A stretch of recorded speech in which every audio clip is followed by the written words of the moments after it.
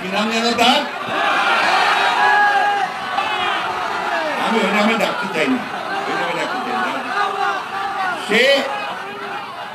সে বললো এখন শুনি মাঝে মাঝে বললো যে আমরা পাড়াতে জানি না, আর কোথায় পালাবো না কোথাও, আর যদি পাড়াতেই হয় ফখরুলের বাসায় আমাকে জায়গা দিবে না?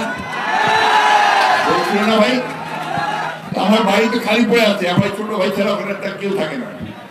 আমি তাকে এখন দাওয়াত করি, আসেন আমার বাসায় আসেন, সে তো দেশেই নাই, পাড়ায় ভারতে চলে গেছে।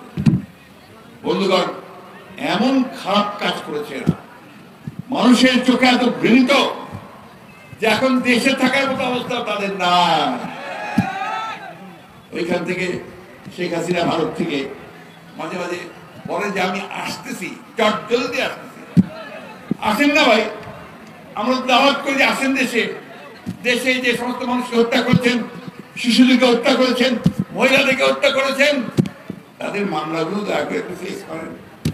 আমাদের নেত্রী খালেদা জিয়া তো প্রত্যেকটি মামলা ফেস করেছে, দেশ ছেড়ে চলে যায়নি। 6 বছর কারাগারের মধ্যে থেকেছে। তাকে ওই কারাগারে পয়জনিং করা হয়েছে, যার ফলে কিন্তু অত্যন্ত অসুস্থ। অন্তর্বর্তীকালীন সরকার তারা ঘোষণা দিয়েছে যে তারা এই সংস্কারগুলো করে তারা নির্বাচন করবে। আমরা মনে করি যে নির্বাচন করতেই হবে এবং এই সরকারকে আমাদের সব সময় সহযোগিতা করতে হবে। আমরা এই সরকারকে, প্রফেসর ইউনূসের যে সরকার, তাকে আমরা সমর্থন দিচ্ছি।